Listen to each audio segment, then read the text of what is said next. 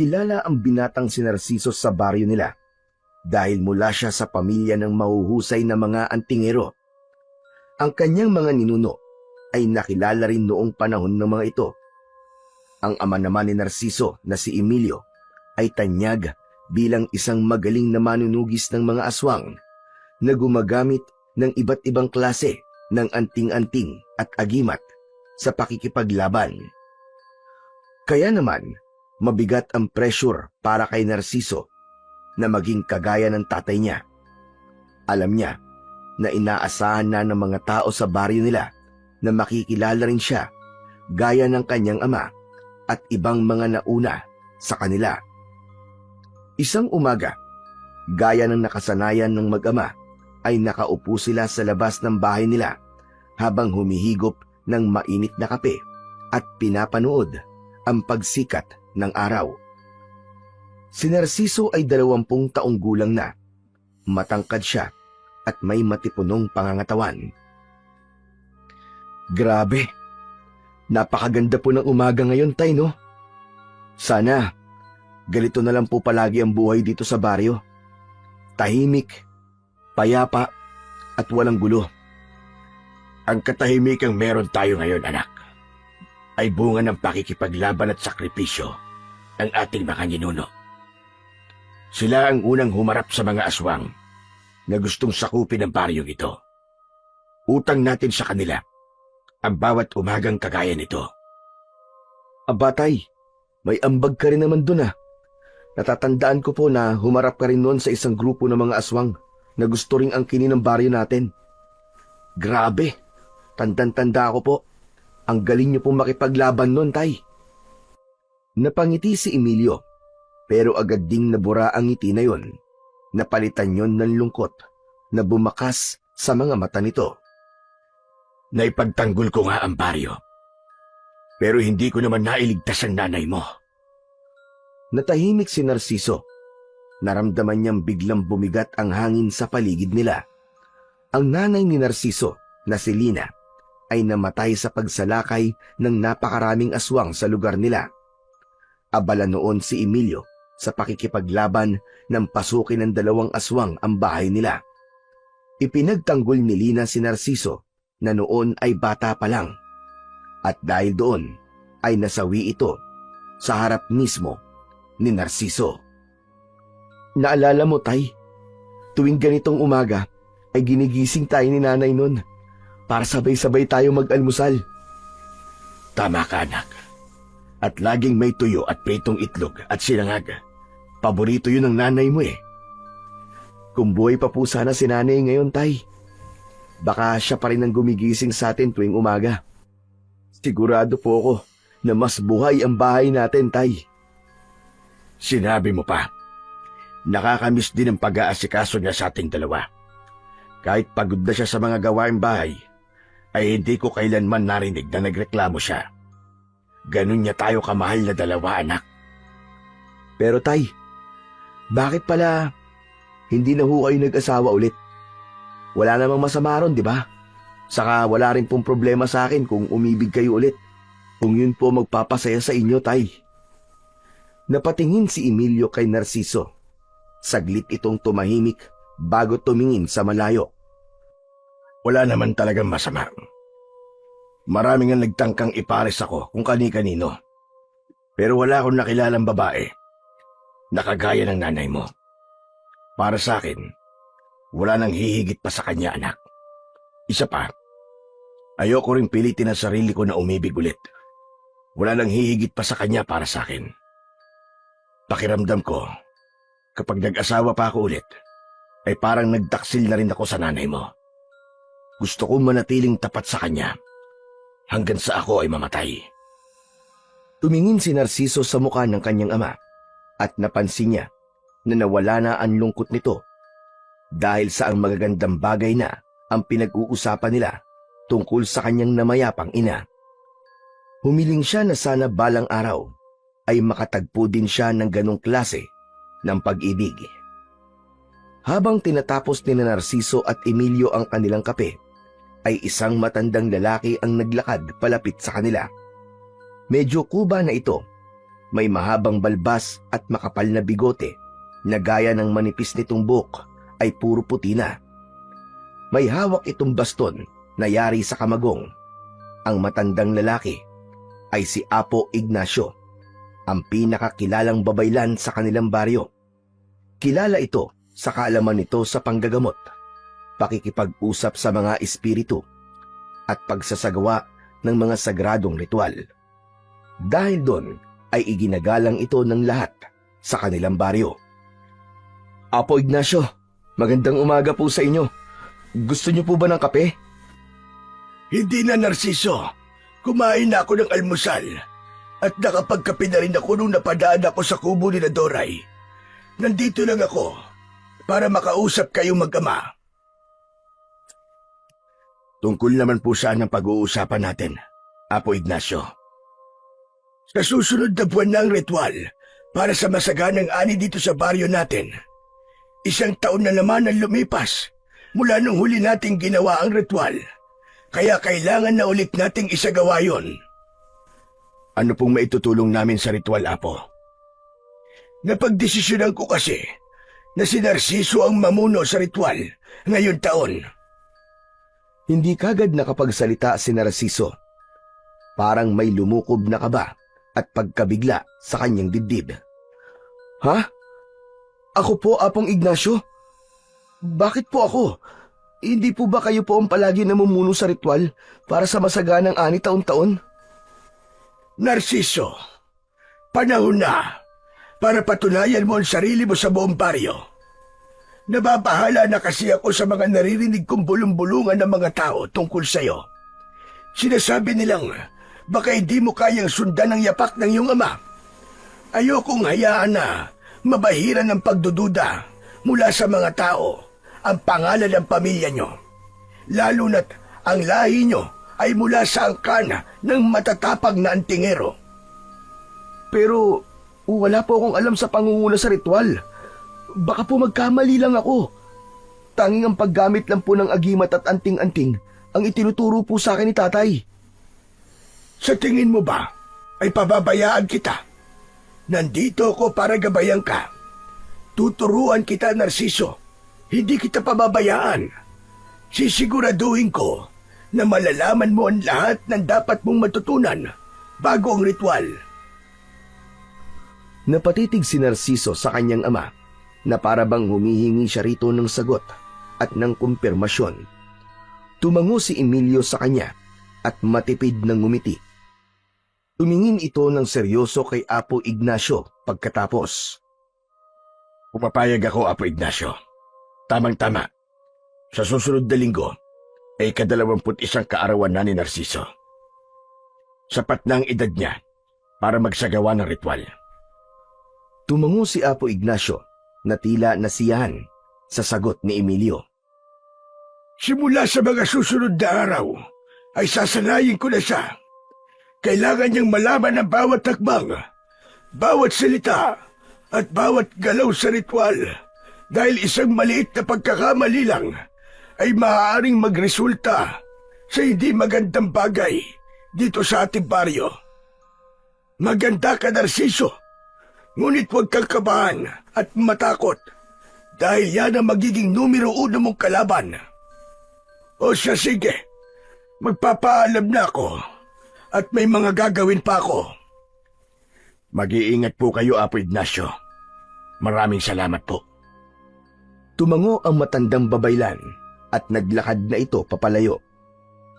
Hindi na nagsalita pa si Narciso. Ang tahimik na umagang yon ay biglang nagulo dahil sa pagdating ni Apo Ignacio.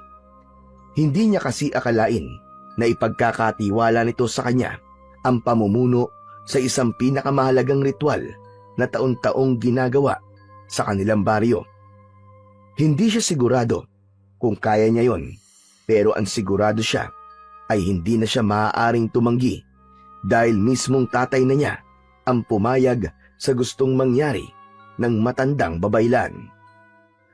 Kinagabihan, sa hapunan ay tahimik si Narciso.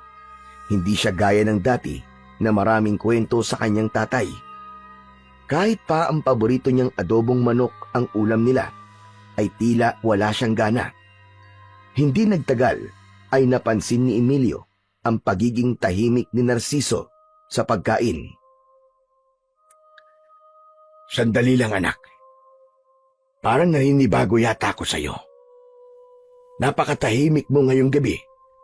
May iniisip ka ba? Nababahala at kinakabahan lang po kasi ako, Tay. Iniisip ko po kung kakayanin ko po bang talaga ang pamumuno sa ritual. Baka pwede pa po akong umatras. Kausapin niyo na lang po si Apo Ignacio. Hindi ka na pwedeng umatras, Narciso. Nakakahiya naman kay Apo Ignacio. Pinili ka niya. Ibig sabihin ay may nakita siya sa'yo na hindi niya nakita sa iba. Kung siya nga ay may tiwala sa'yo, dapat ikaw rin ay may tiwala sa sarili mo. Pero Tay, may tiwala naman po ako sa sarili ko eh. Pero hindi sa mga ganong bagay. Hindi sa pagsasagawa ng ritual. Wala po akong alam dun eh. Baka magkamali lang po ako at mapahamak pa ang buong baryo natin. Naiintindihan ko ang takot mo, anak. Kaya nga nandyan si Apo Ignacio para tulungan ka. Sa kanya na mismo nang galing natuturuan kanya at gagabayan. Hindi kanya ilalagay sa isang bagay na ikakapahamak mo, anak. Alam niyang handa ka at kaya mo mamuno sa ritual na yon. Muling natahimik si Narciso habang diretsyong nakatingin sa mga mata ni Emilio. Totoo na may ilang nagsasalita tungkol sa iyo, anak. Ako mismo'y naririnig ko ang mga yon. May ilan na ikinukumpara ka sa akin. Alam kong hindi mo kailangan patunayan ang sarili mo sa kanila. Pero sa edad mo ngayon, magandang may isang bagay kang magagawa na may pagmamalaki mo, hindi para lang sa iba, kundi para sa sarili mo. Bahagyang yumuko si Narciso sa sinabi ng kanyang ama. Maya-maya pa ay mahina siyang tumango kahit hindi pa rin buo ang loob. Ipinagpatuloy niya ang pagkain at paulit-ulit niyang inalala ang mga sinabi ng kanyang ama. Alam niya na sa pagkakataon na yon ay wala na siyang mapagpipilian kundi ang ihanda ang kanyang sarili para sa isang malaking ritual na kailangan gawin sa baryo nila taon-taon. Nang mga sumunod na araw, tuwing umaga, ay dumaraan na si Apo Ignacio sa bahay ni Narciso upang simulan ang pagsasanay sa kanya para sa gaganaping ritual. Sa ilalim ng malaking punong mangga sa bakuran nila, ay doon siya tinuruan ng matandang babaylan. Itinuro ni Apo Ignacio kay Narciso ang sayaw na siyang isinasagawa sa simula ng ritual para sa masaganang ani. Mabagal ang indak na may kasamang kumpas ng kamay at paa na isinasabay niya sa hampas sa tambol na pinatutugtog naman ni Apo Ignacio. Itinuro rin ito sa kanya ang mga sinaunang dasal sa lumang wika na tanging mga babaylan lang ang marunong. Sa una, palaging nagkakamali si Narciso. Nalilito siya sa mga hakbang ng sayaw at nauutal sa mga dasal. Ngunit naging matyaga si Apo Ignacio sa kanya. Hindi siya nito pinagalitan o hindi ito nagpakita ng pagkairita kapag paulit-ulit siyang nagkakamali. Habang lumilipas ang mga araw, ay naramdaman ni Narciso ang pagbabago sa kanyang sarili. Ang dating pagkailang sa pag-indak ay napalitan ng kumpiyansa at ang mga dasal na hindi niya nabibigkas ay nabibigkas na niya ng maayos at tama. Sa bawat pagtatapos ng kanilang pagsasanay sa isang araw, ay napapansin niya na mas tumitibay ang kanyang paniniwala na may kabuluhan ang ginagawa niya. Alam niya na kailangan maisagawa niya ng tama ang ritual dahil buong baryo nila ang makikinabang doon. Isang hapon, matapos ang pagsasanay, ay kapwa pawisan sina Narciso at Apo Ignacio. Nangingintab ang balat ni Narciso nang dahil sa pawis, ngunit may bakas ng ngiti sa kanyang muka. Maya-maya pa ay dumating ang tatay niyang si Emilio na may dalang isang tray na may nakalagay na 2 baso ng malamig na tubig at pritong saging na saba. Inilapag nito yon sa lamesang gawa sa kawayan sa tabi ng bahay. Magmerienda na muna kayo. Alam kong pagod na kayong dalawa. Lumapit sina Narciso at Apo Ignacio upang uminom at kumain. Kumusta na pala ang pagsasanay nyo, Apo Ignacio? Maayos naman ang lahat. Sa totoo lang, bilib ako sa anak mo. Mabilis niyang nakuha ang sayaw pati ang dasal. Mukhang handang-handa na siya para sa ritual, para sa masaganang ani. Maraming salamat po sa paggabay niyo sa anak ko, Apo Ignacio. Malaking bagay po ito sa kanya. Ginagampanan ko lamang ang tungkulin ko, Emilio. Pero kung gugustuhin ni Narciso, pagkatapos ng ritual, ay ituturo ko pa sa kanya ang iba ko pang nalalaman. Tumingin si Emilio sa anak niyang si Narciso. Gusto mo ba yon, anak? Opo, payag naman po ako, Tay. Sa totoo lang po nagugustuhan ko na po ang pagbibitaw ng dasal. Nakakamangha nga po na sa simpleng mga salita lang ay nakakagawa ang mga yon ng kakaiba at pambihira. Gusto ko pa pong matuto, lalo na ng iba pang mga ritual at dasal. Alam mo, Narciso, matanda na ako. Bilang na lang ang taon na nalalabi sa buhay ko. Kaya gusto kong may magmana na kaalaman ko. At sa lahat ng mga kabataan sa baryo natin, ikaw ang nakikita kong karapat-dapat. Maraming salamat po, Apo Ignacio. Isang malaking karangalan po yon para sa akin. Sa mga narinig ni Narciso, ay naramdaman niya ang kasiyahan sa kanyang puso. Wala siyang pagsisisi na itutuloy niya ang pagsasanay ng ritual para sa masaganang ani dahil nadiskubre niya na hindi lang pala ang paggamit ng anting-anting o mga agimat ang interes niya. Nais niyang maging kagaya ni Apo Ignacio na mahalagang mamamayan sa kanilang baryo dahil sa mga bagay na nagagawa nito na nakikinabang ang maraming tao. Maagang nagising si Narciso ng umagang yon. Agad siyang nagdasal at nagpasalamat sa Diyos dahil nadagdagan ng isa pang taon ang kanyang buhay. Kaarawan niya ng araw na yon, kaya masaya siya. Paglabas niya ng kanyang maliit na silid, ay naabutan niya ang tatay niyang si Emilio na naghahain ng bagong luto na pansit. Meron ding tinapay sa pagkainan. O anak, gising ka na pala. Maligayang kaarawan sa'yo. Salamat po, Tay. Pero sana po, hindi na po kayo nag-abala. Sigurado ko nang aga niyong nagpunta sa palengke para mamili. Maliit na bagay lang ito, anak. Saka isang beses sa isang taon lang naman ang kaarawan mo. Kaya dapat ay maghanda tayo kahit na papano. O siya, halika na. Maupo ka na at para makakain na tayo. Mamaya ay dadalang ko ng pansit si Apo Ignacio pagkatapos natin kumain. Nakangiting umupo si Narciso. Nagdasal muna sila bago kumain. Pinuri ni Narciso ang luto ng tatay niya na labis naman itong ikinatuwa. Ngunit habang kumakain na mag-ama, ay tumayo si Emilio at pumasok sa silid nito. Paglabas nito, ay may dala itong isang maliit na kahon na gawa sa kahoy. Umupo ito sa tabi ni Narciso at dahan-dahang binuksan ang kahon. Sa loob nun ay isang kwintas na may palawit na tila na tuyong kaliskis ng kung anong hayop. Ang dala nito, makintab yun at halos kasinlaki ng kanyang hinlalaki sa kamay. Tay, ano po yan? Ito'y isang kaliskis ng sinaunang ibon, anak.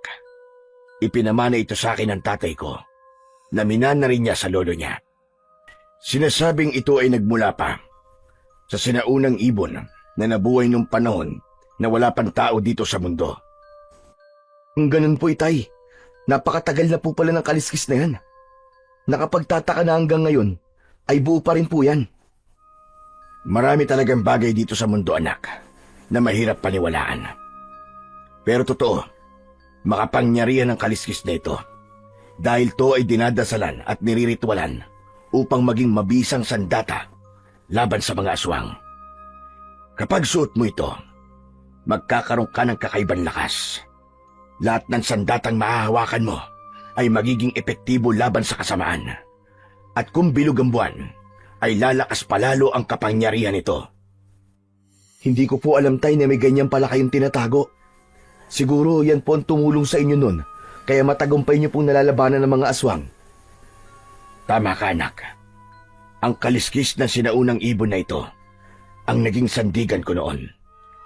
Pero simula nang tumahimik ang baryo natin at wala nang aswang na nagpapakita, ay itinabi ko na lang ito. Pero Tay, bakit niyo po ipinapakita sa akin yan ngayon? Naglakad si Emilio papunta sa likod ng nakaupong si Narciso. Marahan nitong isinabit sa liig ni Narciso ang kwintas na siya namang ipinagtaka niya. Anak, yan ang regalo ko sa iyo ngayong kaarawan mo. Ipinagkakatiwala ko na yan sa iyo. Sapagkat nararamdaman ko na ikaw ang nararapat na mag-ingat niyan. Pero Tay, hindi ko po kayang tanggapin ito. Masyado po itong mahalaga sa inyo. Malaki ang tiwala ko sa iyo na kaya mong gamitin sa kabutihan ng kapangyarihan niyan, Narciso. Nakikita ko sa iyo ang determinasyon na gusto mong matutunan ng lahat ng bagay. Tanggapin mo yan dahil naniniwala ko na darating ang panahon na magagamit mo yan, anak. Hindi na nakapagsalita pa si Narciso. Hinawakan niya ang palawit ng kwintas at habang nakatitig siya roon, ay naramdaman niyang tila buhay yon. Naramdaman niya ang init ng kaliskis ng sinaunang ibon. Bagamat hindi siya sigurado kung magagamit ba niya ang bagay na yon, ay hinayaan na lang niya ang kanyang ama sa nais nito na ipagkatiwala sa kanya ang isang bagay na mahalaga para rito. Sa mga sumunod na araw, ay naging bahagi na ng pang-araw-araw na buhay ni Narciso ang pagsasanay ng ritual para sa masaganang ani. Tuwing umaga, bago pa sumikat ang araw, ay nagtutungo na siya sa likod ng kanilang bahay upang magsanay ng mga dapat niyang gawin. Inulit-ulit niya ang mga dasal hanggang sa kabisado na niya yon kahit nakapikit pa siya. Maging ang sayaw para sa ritual ay kinakabisado niya ng gusto. Hanggang sa dumating na ang gabi ng pagsasagawa ng ritual. Sa gitna ng malawak na palayan ay nakatayo si Narciso habang nakasuot ng sagradong kasuotan na yari sa hinabing abaka. Ang telang nakapalibot sa ulo niya ay may mga simbolo na isinulat gamit ang pulang tinta. Nasa likuran niya ang kanyang amang si Emilio, si Apo Ignacio at ang karamihan sa mga taga-baryo. Sa gilid naman ay naroon ang mga kalalakihan na may hawak na tambol na siyang tutugtog sa sayaw ni Narciso mamaya. Kinakabahan ng bahagya si Narciso, pero buo ang kanyang loob. Tandaan mo, Narciso, dapat ay wala kang magiging pagkakamali sa ritual na iyong gagawin. Kahit maliit lang, ay maaaring magbago ang takbo ng ritual at iba ang magiging bunga nito. Huwag po kayo mag-alala, Apo Ignacio. Alam ko na po ang gagawin ko. Ilang araw po ako nagsanay upang masiguro ko na wala akong maling magagawa. Mabuti naman kung ganon. May tiwala kami sa iyo, Narciso. Sa sandaling mawala na ang buwan sa likod ng ulap, ay maaari ka nang magsimula. Tandaan mo, kapag nagkamali ka, ay hindi na maaaring ulitin ang ritual. Kada taon, ay isang beses lang ito pwedeng gawin. Matyagang naghintay si Narciso. Nang tuluyan ng lumitaw ang bilog na buwan mula sa ulap, ay nagkaroon ng kakaibang liwanag ang paligid. Lumingon si Narciso kay Apo Ignacio at tumangulang ito bilang hudyat na kailangan niya nang simulan ang ritual. Huminga ng malalim si Narciso. Dahan-dahan siyang nagsimulang sumayaw. Kasabay ng sayaw ay binigkas niya ang sinaunang dasal na itinuro sa kanya ni Apo Ignacio. Siniguro niya na tama ang kanyang pagbigkas ng bawat salita. Habang patuloy ang kanyang pagsasayaw, ay hinugot niya ang patalim na nakasukbit sa gilid ng kanyang bewang. Hindi siya nag-alinlangan na hiwaan ang kaliwa niyang braso gamit ang patalim. Masakit, pero hindi siya nagpakita ng kahit na anong reaksyon. Hinayaan niyang pumatak ang dugo niya sa lupa. Sa huling bahagi ng ritual ay lumuhod si Narciso. Yumuko siya at hinalikan niya ang lupa. Nang tumayo siya ay nagulat ang lahat nang biglang yumanig ang lupa. May ilang tao na napasigaw at meron din na tumakbo. Mula naman sa pinagpatakan lupa ng dugo ni Narciso ay isang pagbitak ang nangyari. Mula sa bitak na yon ay lumabas ang isang makapal na itim na usok. Lumipad yun sa ere at nagpaikot-ikot na parang may sarili yung buhay. Hindi nagtagal ay nawala ang usok at tila sumama yon sa hangin. Naramdaman ni Narciso ang biglang pagbigat ng hangin. Napalingon siya sa paligid ng isang malakas na halakhak ang narinig niya na sa tingin niya ay siya lang ang nakakarinig. Lumapit sa kanya si Emilio habang nakasunod dito si Apo Ignacio. Hinawakan ni Emilio ang magkabilaan niyang balikat at tumingin ito sa kanya ng may pag-aalala. Anak, ayos ka lang ba? Ayos lang po ko, Tay. Hindi dapat ganito ang kinalabasan ng ritual. Hindi dapat iyayanig ang lupa. At lalong, hindi dapat may lumabas na itim na usok. Anong nangyari, Narciso? Sigurado ka bang ginawa mo ng tama ang ritual? Opo, sigurado po ko, Apo. Ginawa ko po ang ritual. Nakita niyo naman po, sinunod ko po ang sayaw at dasal. Apo Ignacio, sa palagay niyo po ba, ay may dapat ba tayong ipag-alala sa nangyaring ito? Hindi ko pa alam, Emilio. Pero sa ngayon, magdasal tayo na sana'y tama ang ritual na naisagawa ni Narciso. Baka naman, iba lang ang anyo ng tugon sa ritual ngayong taon. Hindi natin tiyak. Ang mabuti pa, umuwi na muna tayong lahat. Magpahinga tayo at bantayan natin ang mga mangyayari sa mga susunod na araw. Nagtinginan ang mga tao sa likuran nila at isa-isa nang nagsimulang mag-alisan habang nagbubulungan.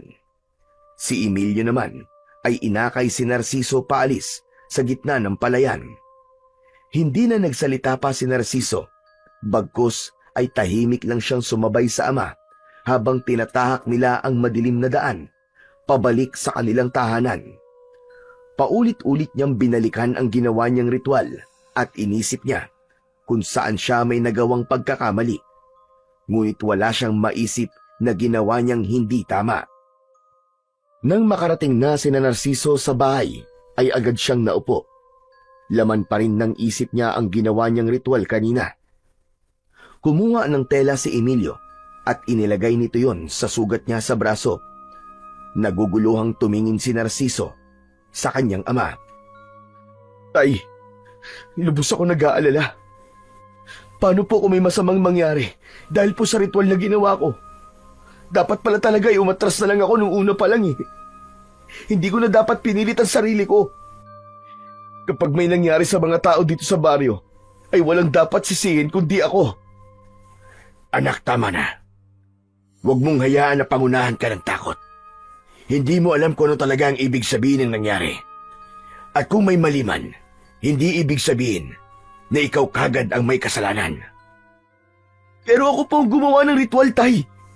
Hindi po ba sinabi ni Apo Ignacio na kahit maliit na pagkakamali ay wala dapat? Iniisip ko po kanina pa kung saan parte po ako nagkamali. Tensyonado na si Narciso ng sandaling yon. Nanginginig ang buo niyang katawan. Dahil doon ay niyakap na siya ng maigpit ng ama niyang si Emilio at tinapik-tapik ang likod niya. Narciso, anak, kahit anong mangyari, lagi lamang ako naririto.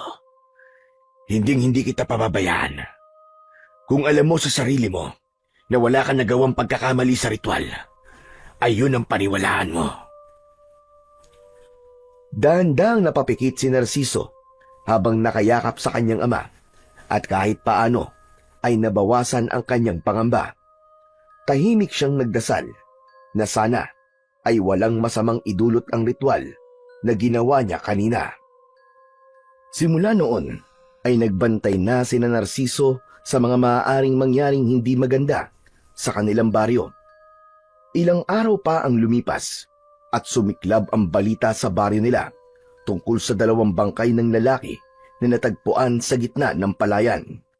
Wakwak ang tiyan ng mga yon at halos wala ng dugo sa katawan. May ilan na nagsabi na aswang ang pumatay sa 2. Mabilis na kumalat ang takot sa buong baryo at si Narciso ay mabilis na nilamon ng kanyang konsensya. Ang unang pumasok sa isipan niya ay yun na ang resulta sa pagkakamaling nagawa niya sa ritual kung meron man.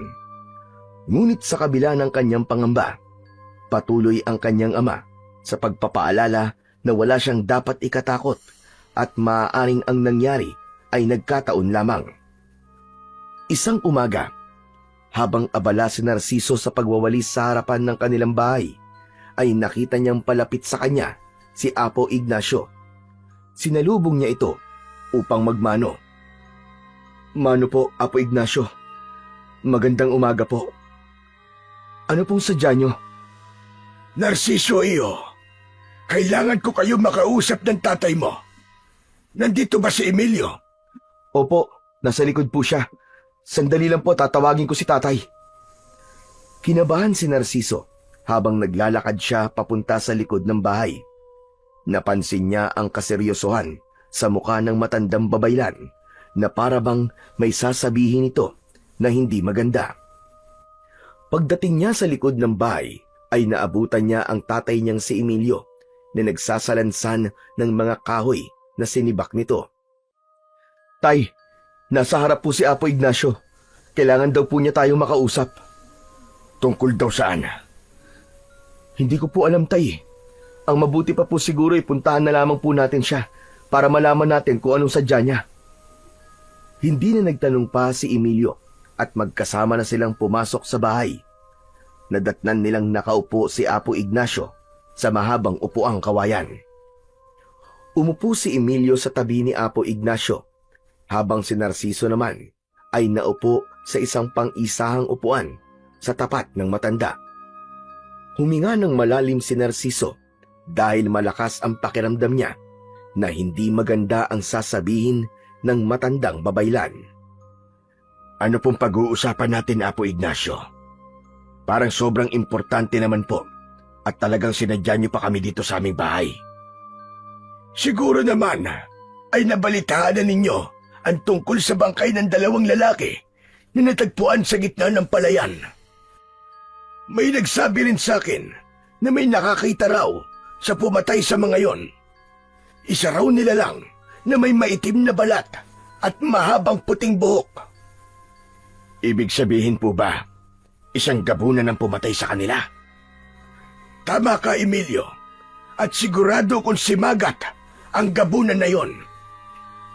Narinig na ni Narciso ang pangalan na yon sa kanyang pagkakatanda. Ang gabunan na si Magat ay ilang taon nang naggasik ng lagim at takot sa kanilang baryo.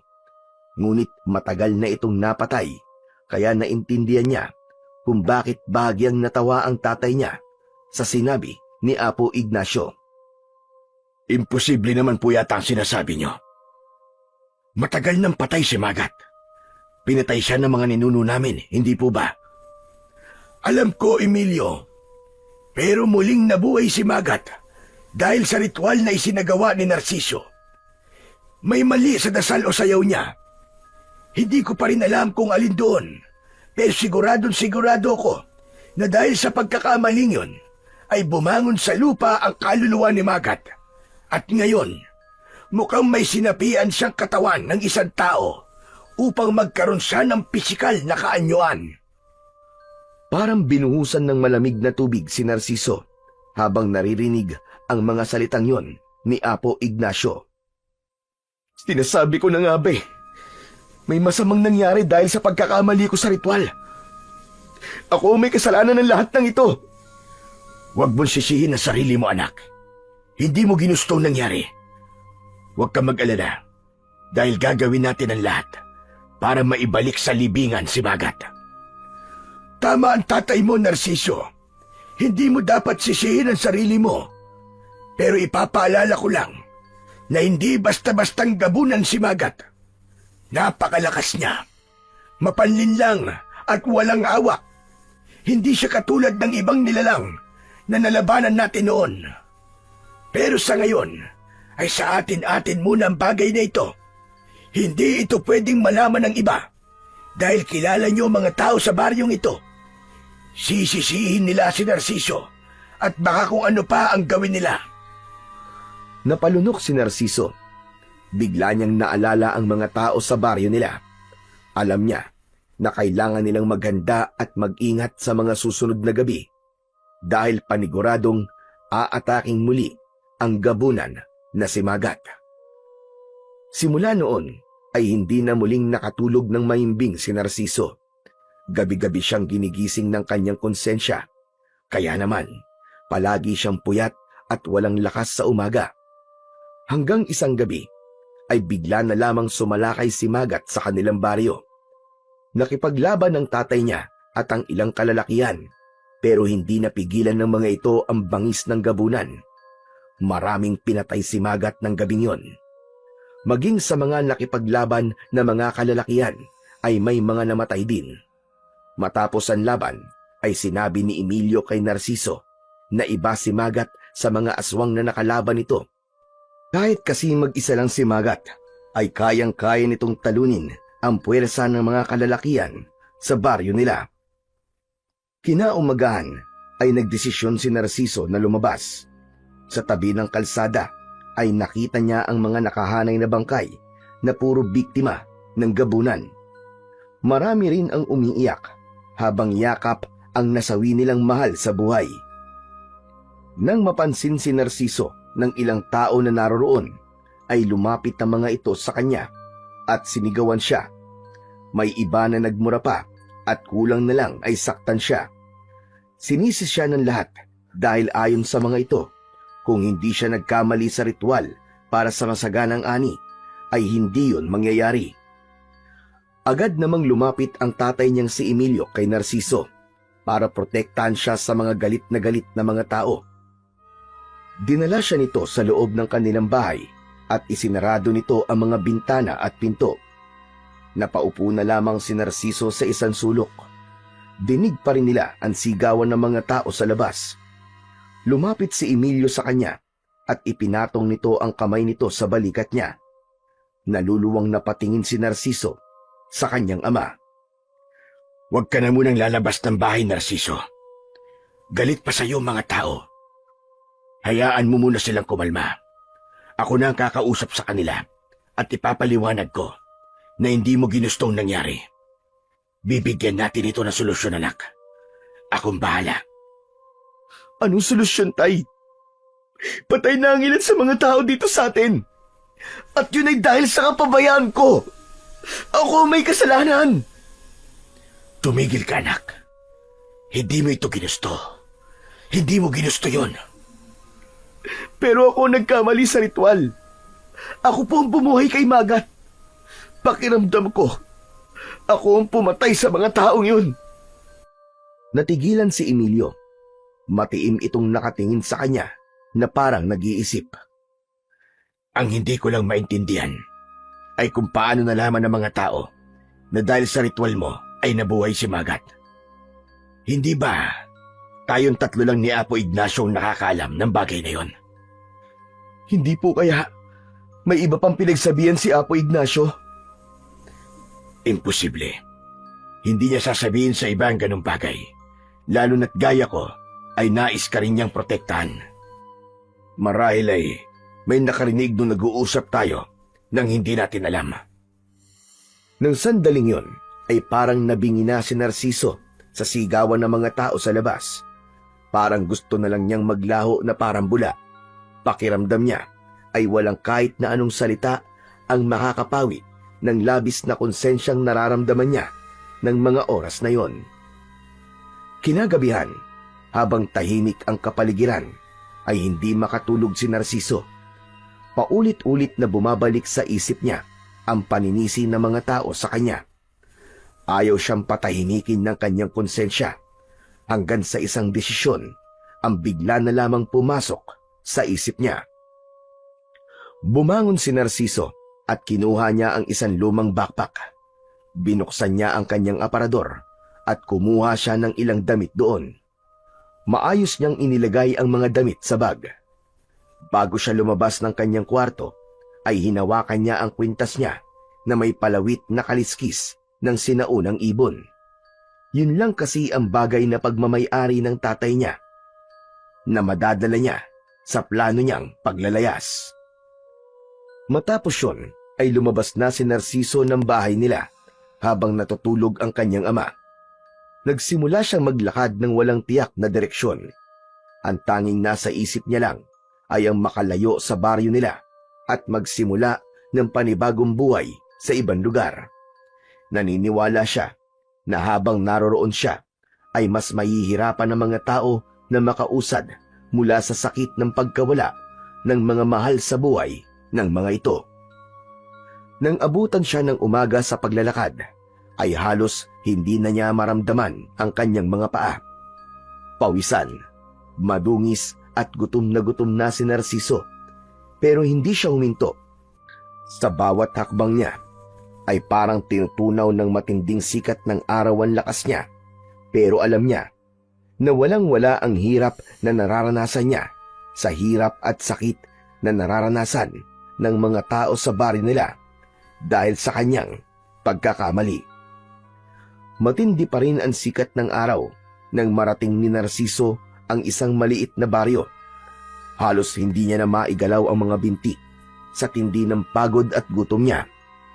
Sa isang kanto ay may nakita siyang isang maliit na karinderya.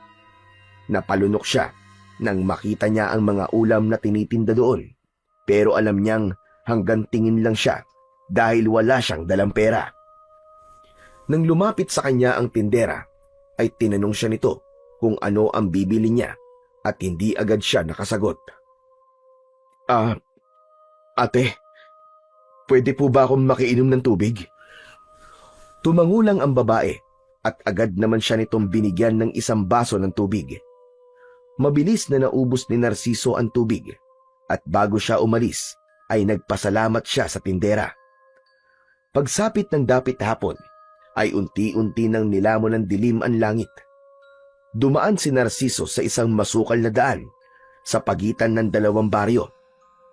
Tahimik ang buong paligid at tanging yabag lang niya ang kanyang naririnig. Hanggang sa may sumulpot mula sa likod ng puno na dalawang lalaki. Natakot siya dahil isa sa mga ito ay may dalang patalim. Humarang agad ang may dalang patalim kay Narciso. Mga kuya, huwag niyo po akong sasaktan. Dadaan lang naman po ako. Hindi ka masasaktan kung susundin mo ang gusto namin. Ibigay mo sa amin yung bag mo at kung ano pang mga dala mo. Damit lang po ang laman ito. Heh, sinungaling ka. Malamang may pera sa loob niyan. Amin na yan. Agad na inagaw ng isa ang bag mula sa balikat ni Narciso. Nang maalis yun sa katawan niya, ay hinila niya yon pabalik. Damit lang sinabi ang laman ito eh. Kung damit lang, bakit hindi mo mabitawan? Parang awa niyo na po. Ito na lang po ang meron ako. Pero hindi pinakinggan ng mga lalaki si Narciso. Itinulak siya ng isa at sinuntok sa tiyan. Napaluhod siya sa sakit, pero muli siyang tumayo at hinabol ang lalaking may tangay sa kanyang bag. Humarap ito sa kanya at binigwasan siya ng suntok sa muka. Gumanti siya ng suntok, pero sa hangin yun tumama. Nang tadyakan siya ng isang lalaki sa likod, ay padapa siyang natumba sa putikan. Akmang tatayo pa sana siya, pero pinagtulungan siyang sipain ng dalawang lalaki ng paulit-ulit. Tinamaan siya sa iba't ibang parte ng kanyang katawan. Hanggang sa hindi na kinaya ng katawan ni Narciso ang lahat, at nang malakas siyang sinipa sa muka, ay tuluyan ng nagdilim ang kanyang paningin at nawala na siya ng ulirat. Nang magising si Narciso, ay madilim pa rin ang paligid. Pilit siyang tumayo kahit nanginginig pa ang kanyang mga tuhod at masakit ang buong katawan niya. Marahan siyang naglakad upang maghanap ng maaari niyang masilungan. Hindi siya huminto sa paglalakad hanggang sa sumapit na ang umaga. Muling nakarating si Narciso sa isang panibagong baryo. Dahil sa labis na pagod, ay nagdesisyon siya na ihinto na ang kanyang paglalakad at sa baryong yun na lamang manatili. Sa tindi ng gutom na nararamdaman niya, ay napilitin siyang humingi ng barya sa mga taong dumadaan. Iba't ibang tingin ang natatanggap niya mula sa mga tao. May mga naaawa at meron din naman na tila natatakot sa kanya. Pagsapit ng gabi, ay natulog si Narciso sa labas ng isang nakasaradong tindahan. Pinagkasya niya ang sarili sa upuan doon, na gawa sa kawayan. Sa loob lamang ng 1 linggo, si Narciso na dating may maayos na buhay ay naging isa ng palaboy sa baryo na yon. Walang nakakakilala sa kanya at ang tangi niyang ginagawa para makakain ay ang manghingi. Alam niya na napakalayo na ng buhay niya sa baryong yun sa dating niyang buhay, pero naisip niya na baka yun na ang kabayaran sa pagkakamaling nagawa niya. Isang umaga, nakatulala si Narciso habang naglalakad sa gilid ng kalsada. Punit ang kanyang damit na may bahid ng natuyong dugo at putik. Bakas ang gutom, uhaw at kawalan ng direksyon sa kanyang muka. Sa kanyang paglalakad ay may nakasalubong siyang 3 batang lalaki. Tinawanan siya ng mga yon at tinawag siyang mabahong palaboy. Masakit yun para kay Narciso, pero hindi na siya umimik dahil yun naman ang katotohanan. Hanggang sa isang lalaki ang lumapit sa kanila. Matangkad ito at kayumanggi ang balat. May bitbit ito na tinapay at soft drinks na nakalagay sa plastic na may straw. "Hoy! Pambihira to mga bata na to! Tumigil na nga kayo! Para kayong hindi tinuturuan ng magandang asal ng mga magulang nyo Umuwi na nga kayo sa bahay nyo! Mga bastos!" Nagsitakbuhan kagad ang mga bata at iniwan si Narciso na nakayuko sa harap ng lalaki. Lumapit ang lalaki sa kanya at iniabot sa kanya ang tinapay at soft drinks. "Oh, sa'yo na to. Kainin mo at mukhang gutom na gutom ka na eh." Walang pagdadalawang isip na kinuha ni Narciso ang ibinigay ng lalaki. Salamat. Talagang gutom na ako.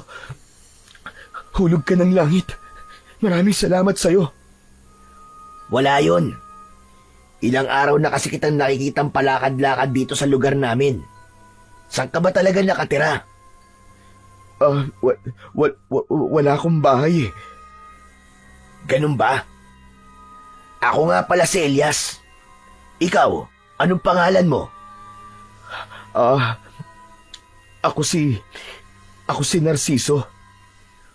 "O sige, Narciso. Mag-iingat ka, lalo na't sa labas ka yata natutulog."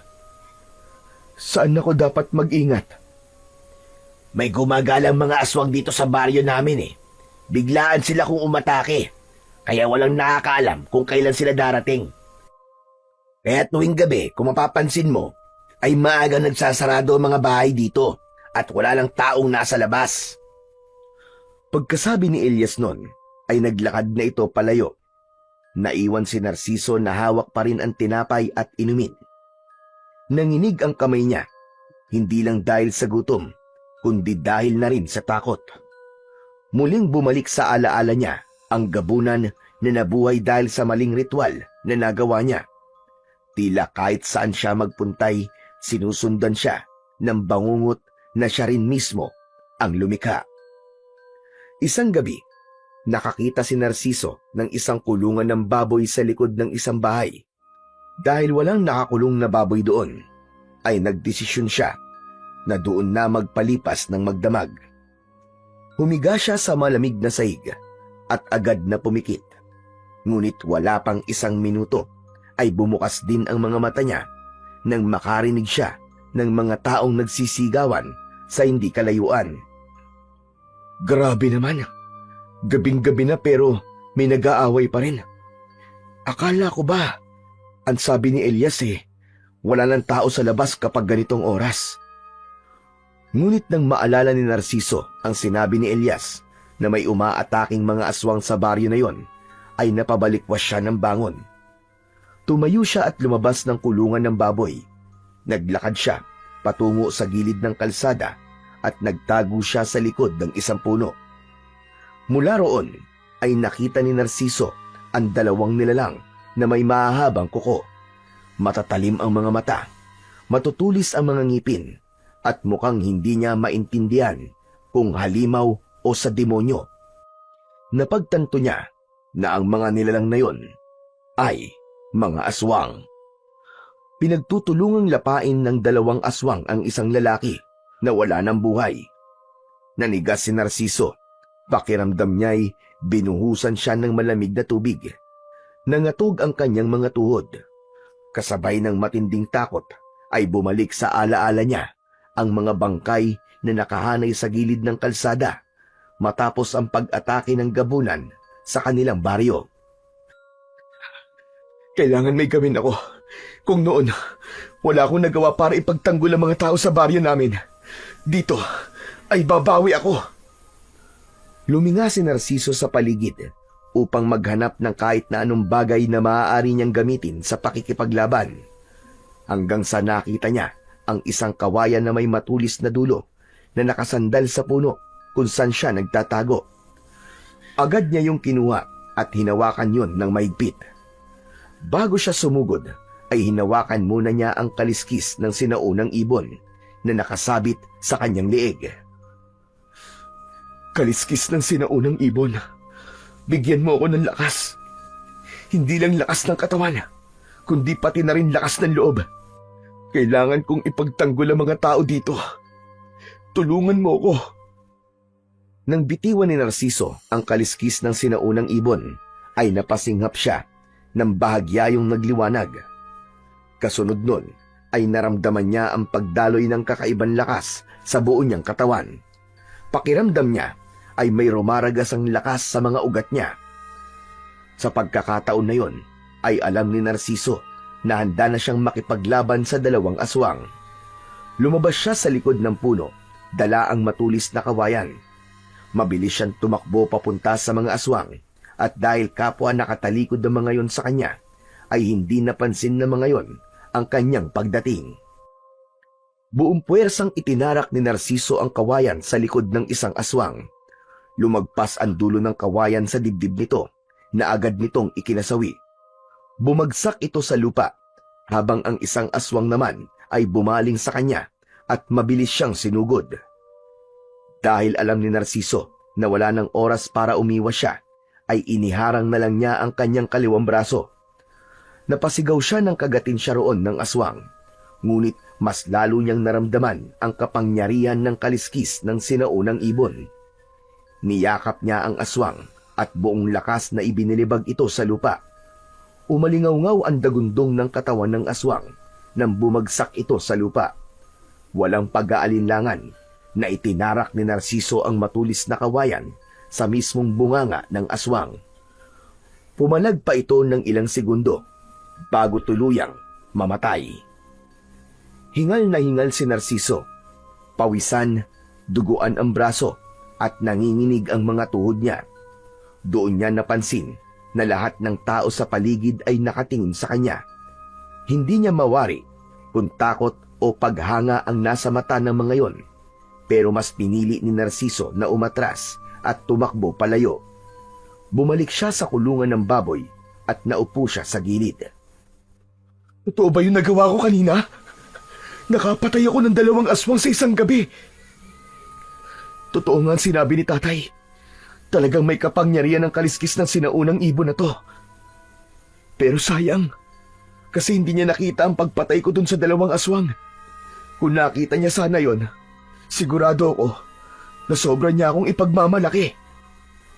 Isang malalim na buntong hininga ang pinakawalan ni Narciso. Nanatili siyang nakaupo sa isang sulok habang nakangiti at binabalikan ang masasayang alaala nila ng kanyang ama. Dahil sa pagod matapos makipaglaban sa mga aswang, ay mabilis na nakatulog si Narciso. Kinaumagahan ay nagulat siya nang may biglang tumapik sa balikat niya. Sisigaw sana siya, pero natigilan siya nang makita si Elias sa tabi niya. Agad na tumayo si Narciso at tila nahihiyang napayuko. Elias, anong ginagawa mo rito? Hinahanap talaga kita. May nagsabi sa akin na dito ka raw pumunta kagabi matapos mong patayin yung 2 aswang. Kung ganon, nakita mo pala yung ginawa ko kagabi. Hindi, pero may mga nagsabi sa akin sa nangyari kagabi. Ang kwento nila may isang palaboy daw na biglang lumitaw at nilabanan at pinatay yung 2 aswang. Ikaw lang naman ang kakilala kong palaboy dito . Kaya kahit hindi ko nakita, alam ko na kagad na ikaw yun. Sa bagay, tama ka naman. Kahit ako, wala akong ibang nakikitang palaboy dito kundi ako lang. Alam mo, Narciso, humahanga ako sa'yo. Ang tagal nang inaatake ng aswang ang baryo na to, pero walang nagkaroon ng lakas ng loob na lumaban. Lahat kami dito ay takot sa mga aswang. Alam mo bang malaking bagay ang ginawa mo? Baka kasi dahil sa ipinakita mong tapang, ayun na maging simula ng pagkakaroon ng lakas ng loob ng mga tao dito. Para hindi na kami nagtatago at tumatakbo lang kapag may aswang. Elias, ginawa ko lang naman ang nararapat. Kahit dahil lang ako rito, hindi ko kayang pumikit na lang at hayaan na may mapatay yung mga aswang na yun. Napangiti si Elias sa sinabing yun ni Narciso. Dahil sa ginawa mo kagabi, gusto kong bumawi sa'yo.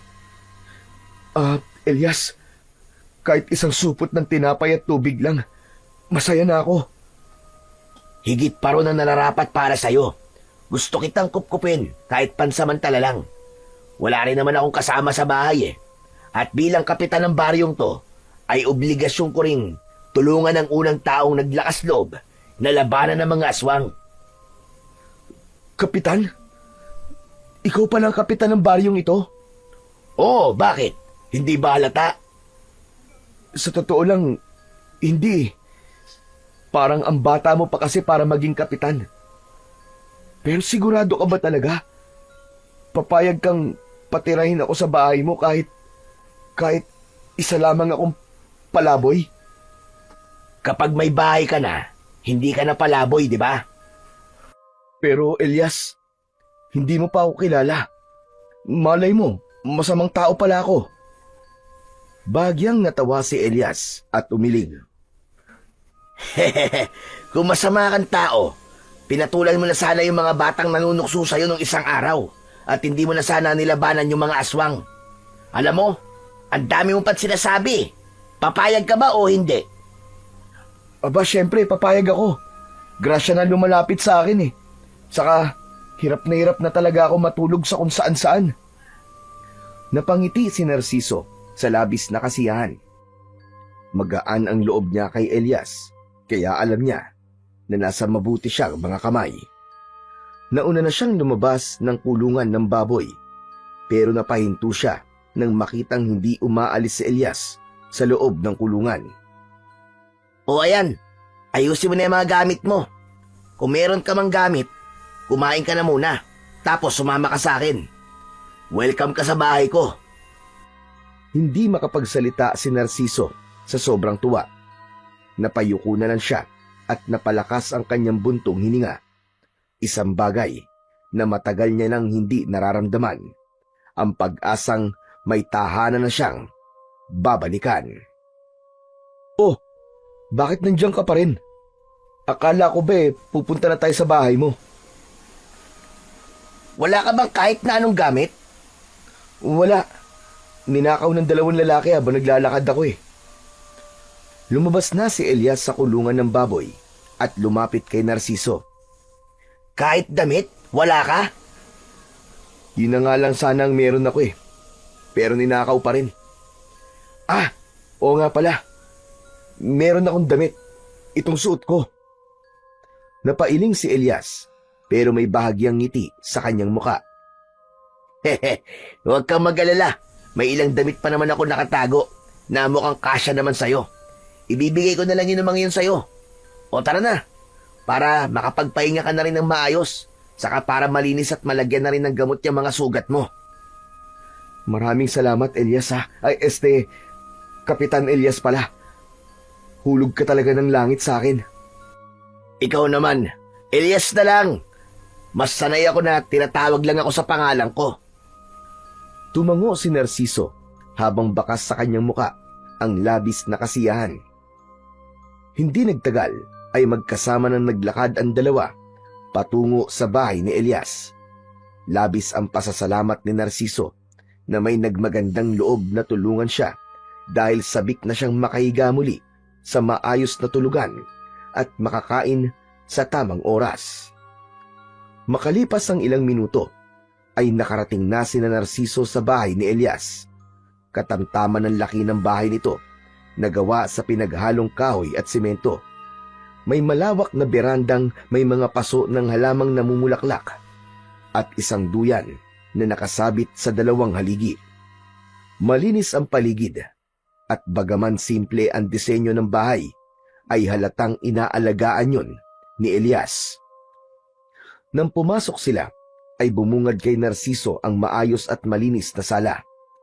Itinuro ni Elias sa kanya ang isang pinto na malapit sa kusina. Narciso, yun nga pala magiging kwarto mo rito. Diyan ka matutulog habang nandito ka. Pero bago ka magpahinga, maligo ka na muna. Nasa likod ng banyo ko. May tuwalya doon. Yun na lang ang gamitin mo. Maraming salamat talaga, Elias ha. Hindi ko akalain na mangyayari to sa akin sa lugar na to. Akala ko habang buhay na ako magiging palaboy. Wala ka naman. Ang mga kagaya mo ang karapat-dapat na tinutulungan. Oo nga pala, habang naliligo ka, ay ilalabas ko na rin yung mga damit na pwede mo magamit. Muling nagpasalamat si Narciso kay Elias. Matapos yun, ay nagtungo na siya sa kusina at lumabas sa pinto doon. Nakita niya ang banyo sa likod ng bahay. Nang makapasok siya roon, ay napangiti siya nang makita ang isang drum ng tubig. Meron din doon shampoo, sabon at batong panghilod. Masaya siya dahil sa wakas, makalipas ang mahigit 1 linggo, ay makakaligo na ulit siya. Simula noon, ay nagbago na ang buhay ni Narciso sa baryong yun sa tulong ni Elias. May maayos na siyang higaan at kumakain na ulit siya ng 3 beses sa isang araw. Malinis na ang kanyang katawan at may pamalit na rin siyang mga damit. Ipinakilala din siya ni Elias sa mga tao sa baryo na nagpabago sa tingin ng mga tao sa kanya. Mula sa pagiging isang kilatatakutang palaboy, ay naging kilala siya bilang tagapagtanggol ng baryo mula sa mga aswang. Marami ang humanga sa kanya at taus-pusong nagpapasalamat dahil sa tapang na ipinakita niya sa pagpatay sa 2 aswang. Nalaman din ni Narciso mula kay Elias na hindi lang ang 2 aswang ang umaatake sa baryo na yon. Ayon dito, ay marami pang aswang ang naghasik doon ng lagim at takot. Sa nalaman na yon ni Narciso, napagtanto niya na hindi pa pala tapos ang laban niya sa mga aswang sa baryo na yon. Ngunit naniniwala siya na habang nasa kanya ang kaliskis ng sinaunang ibon, ay hindi siya matatalo sa kahit na anong labanan. Isang tahimik na gabi, habang nakahiga si Narciso sa papag, ay nagulat siya nang biglang may nagsigawang mga tao sa labas. May mga nagmamakaawa at meron ding humihingi ng saklolo. Bumangon siya at sa paglabas niya ng kwarto, ay sakto na lumabas din si Elias sa kwarto nito. Nagkatinginan sila at kapwa may kaba sa kanilang mga muka. Mukhang may umaatake na namang mga aswang. Ako nang bahala sa kanila, Elias. Hindi na nag-aksaya pa ng oras si Narciso. Mabilis siyang nagtungo sa kusina at kinuha ang isang matalim na itak na nakasabit sa dingding. Bumalik siya sa sala at doon ay mahigpit niyang hinawakan ang kaliskis ng sinaunang ibon. Pumikit siya at kinausap niya yon. Kaliskis ng sinaunang ibon, huwag mong hahayaan na manaig ang kasamaan ngayong gabi. Gabayan mo ulit ako. Tulungan mo akong protektahan ng mga inosenteng tao. Narciso, sandali lang. Ano ba yung kwintas na yan? At bakit mo kinakausap? Elias, saka ko nasasagutin ang mga tanong mo. May mga aswang pa akong kailangang harapin. Hindi na nag-alinlangan pa si Narciso. Mabilis niyang binuksan ang pinto at lumabas. Ang nakita niya ay mas malala kaysa sa inaasahan niya. Napakaraming aswang ang naglipa na sa paligid. Ang iba ay nakapasok na sa mga bahay at nilalapa na ang mga tao o hinihila palabas ang mga nagtatago. Naramdaman ni Narciso ang malamig na hangin na parang dumaan sa kanyang batok at kasabay nun ay ang mainit na pintig ng enerhiyang dumadaloy mula sa kaliskis ng sinaunang ibon sa kanyang katawan. Humigpit ang kapit niya sa hawak-hawak niyang itak. Hindi yun ang laban na inaasahan niya, pero alam niya na sa gabing yun ay hindi siya papayag na magwagi ang mga aswang laban sa kanya. Nagtungo si Narciso sa isang bahay kung saan narinig ang pagsigaw ng isang matandang babae. Sa loob nun ay isang aswang ang nakaluhod sa ibabaw ng isang matandang babae. Ang matatalim nitong kuko nakabaon na sa balikat ng biktima. Hoy! Diablong buang! Ako ang harapin mo at huwag ang isang matanda! Nang lumingon ng aswang sa kanya, ay tinaga kagad ito ni Narciso sa leeg. Sa lakas ng puwersa niya, ay naputol ang ulo nito at tumalsik sa sahig. Sa isang sulok naman ay may isa pang aswang na hawak ang isang batang lalaki. Sinugod ito ng mabilis ni Narciso at sinaksak sa tagiliran ang aswang. Hinila niya ang bata palayo at 3 beses niyang sinaksak ang aswang sa dibdib at saka ito binawian ng buhay. Matapos yun, ay lumabas kagad si Narciso. 3 aswang ang mabilis na sumugod sa kanya. Sa halip na umatras, ay sinalubong niya ang mga yon ng buong tapang. Yumuko siya ng akmang kakalmutin siya ng isa, at saka isinaksak niya pa itaas ang itak. Dumiretso ang itak sa panga ng aswang, at lumusot sa bunganga nito, diretso sa bumbunan. Ang ikalawang aswang naman ay sinubukan siyang sunggaban, pero tumalon siya sa kaliwa at nang lumagpas ang aswang sa kanya, ay tinagpas niya ang likod nito gamit ang matalas niyang itak. Kasunod nun ay ibinaon niya ang itak sa likod ng ulo nito. Ang isa pang aswang ay nagawang makalmot sa balikat si Narciso. Sa kabila ng sugat na yon ay hindi siya natinag. Humarap siya sa aswang at malakas niya itong tinadyakan sa dibdib.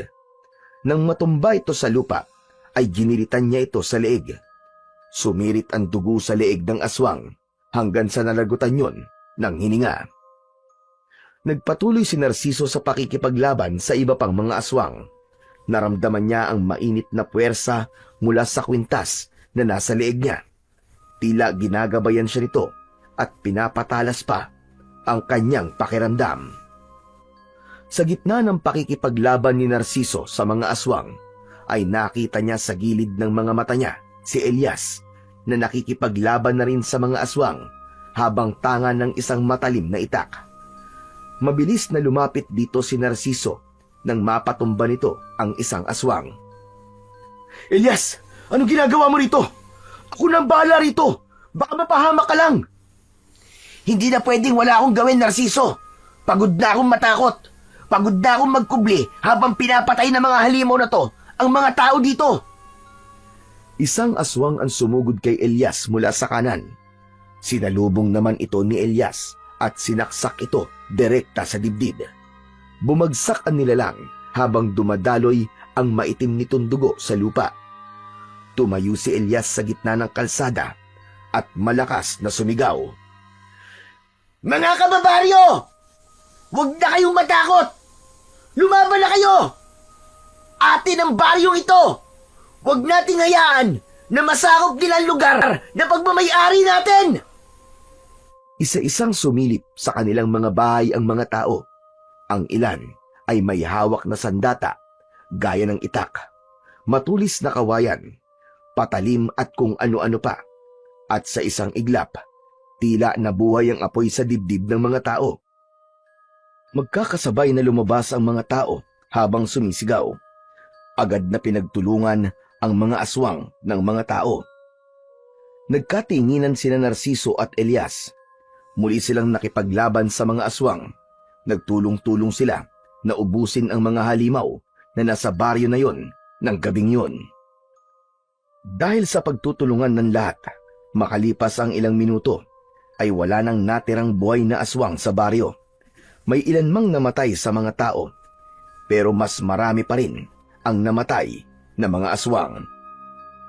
Nakangiting napaupo si Narciso sa lupa. Pagod na pagod siya, pero mas lamang ang kasiyahan sa kanyang puso. Sa kanyang harapan ay nakatayo si Elias, na pagod din pero nakangiti. Sa wakas, nasaksihan ni Narciso ang pagsiklab ng tapang sa puso ng mga taong matagal nang nabuhay sa takot.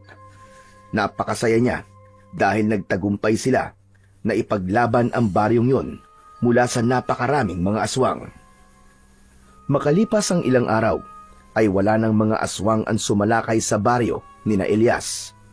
Dahil doon ay nagsagawa ang mga tao ng isang malaking pagdiriwang sa plaza. Ang mga mesa ay sagana sa iba't ibang masasarap na pagkain.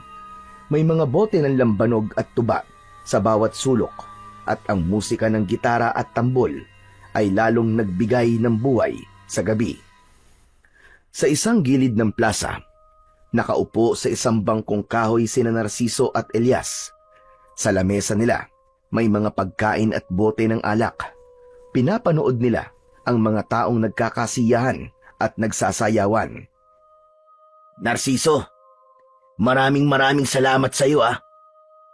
Kundi dahil sa iyo, hindi namin alam kung kailan pa kami maglalakas loob na lumaban. Malaki ang nagawa mo para magtagumpay tayo. Hindi ko naman mag-isang nilabanan ng mga aswang, Elias eh. Lahat tayo ay nagtulong-tulong. Kung may dapat pasalamatan, tayong lahat yon. Pero ikaw ang nagsimula. Ikaw ang unang lumaban. At dahil doon, nakita naming lahat na kaya rin pala naming lumaban. Kaya nagpapasalamat talaga ako sa pagdating mo sa baryo namin. Akalain mo, sino mag-aakala na isang dating palaboy pala ang magtuturo sa aming lahat para maging matapang? Sana nagawa ko rin sa baryo ko ang nagawa ko rito. May pagtatakang napatingin si Elias kay Narciso. Sandali itong natigilan na para bang may nais itong sabihin sa kanya, pero tila nagkaroon ito ng pag-aalangan. Alam mo, Narciso, matagal na ako nahihiwagaan sa iyo eh. Baka naman ngayong tapos na ang gulo dito, ay pwede mo nang ikwento sa akin kung sino kan talaga. Hindi kasi ako naniniwala na isang palaboy ka lang eh. Napatingin si Narciso sa basong hawak niya na may lamang alak. Tinungga muna niya yon bago siya nagsalita. Tama ka. Hindi talaga ako palaboy noon. Sa baryong pinanggalingan ko, kilala ang pamilya namin sa paggamit ng mga agimat at anting-anting. Antingero ang ama ko at ang mga ninuno ko. Hanggang sa pinagkatiwalaan ako ng matandang babaylan sa amin ng isang ritual na taon-taong ginagawa sa lugar namin para sa masaganang ani. Napayuko si Narciso at bahagyang nanginig ang kamay niya. Ipinagpatuloy niya ang pagkikwento kahit na mahirap para sa kanya. Sinabi niya kay Elias ang tila pagkakamaling nagawa niya sa ritual na nagresulta para mabuhay ang isang matagal ng patay na gabunan. At simula noon, nagkaroon na ng patayan sa kanilang baryo. Sinisi ako ng mga tao at sinisi ko rin ang sarili ko. Kaya't imbis na harapin ko ang mga tao na galit sa akin, ay mas pinili ko na lang na umalis. Naglakbay ako na walang direksyon. Hanggang sa may dalawang lalaki ang pinagnakawan ako at binugbog. Nagpatuloy pa rin ako sa paglalakbay hanggang sa makarating ako rito sa baryo nyo. Dito ako naging isang palaboy. Hindi pala biro ang pinagdaanan mo, Narciso. Napakahirap ng mga nangyari sa'yo. Pero, pwede ko bang malaman ang tungkol sa suot mong kwintas? Bakit kinakausap mo yan bago ka sumabak sa laban sa mga aswang? Elias, ang kwintas na ito ay tinatawag na kaliskis ng sinaunang ibon. Mahiwaga at makapangyarihan ang bagay na ito. Isang mutya. Galing ito sa tatay ko, na pinamana naman ng tatay niya, na galing pa sa aming mga ninuno. Ginagamit niya ito noon tuwing may laban siya sa mga aswang. Pinapalakas siya nito at ginagabayan sa kanyang pakikipaglaban. Para pala siyang mutya o gimat. Kaya pala ang galing mo makipaglaban sa mga aswang dahil dyan. Parang gano'n na nga. Ipinagkatiwala niya ito sa akin nung huling kaarawan ko. Hindi niya sinabi kung para saan ko ba ito gagamitin. Pero alam ko na umaasa siya na balang araw, magagamit ko rin ito sa pakikipaglaban sa kasamaan. Nakakalungkot lang na hindi niya nasaksihan kung paano ko hinarap ang mga aswang dito sa baryo niyo. Tumahimik si Elias, napatitig ito sa kawalan na para bang nag-iisip ito ng malalim. Maya-maya pa ay nakangiti itong tumingin kay Narciso. Gusto mo bang makita ng tatay mo kung paano ka lumaban? Malabo na siguro mangyari yon, Elias. Wala naman ang tatay ko dito sa baryo niyo eh. At mukhang tapos na rin ang gulo dito. At sa tingin ko, ay wala nang aswang na babalik pa rito. Hindi yan ang ibig kong sabihin, Narciso. Hindi ba may gabunan na umaatake sa baryo niyo? Hindi ba't yun ang sinasabi mong dahilan kung bakit ka umalis doon? Bakit hindi tayo pumunta ron? Hanapin natin yung gabunan. Kapag ginawa mo yun, ay paniguradong makikita ng tatay mo kung paano kang lumalaban. Napabuntong hininga si Narciso habang bakas ang pag-aalangan sa kanyang mga mata. Hindi, ayoko nang bumalik doon. Galit ang mga tao sa akin sa baryo namin, Elias. Para sa kanila, ako ang dahilan kung bakit may mga namatay doon. Hindi ko alam kung may mukha pa ako maihaharap sa kanila matapos ang mga nangyari. Narciso, siguro oras na para bumalik ka sa baryo nyo. Kung may pagkakamali ka mang nagawa noon, baka ito na ang tamang panahon para itama yun. Hindi agad nakasagot si Narciso.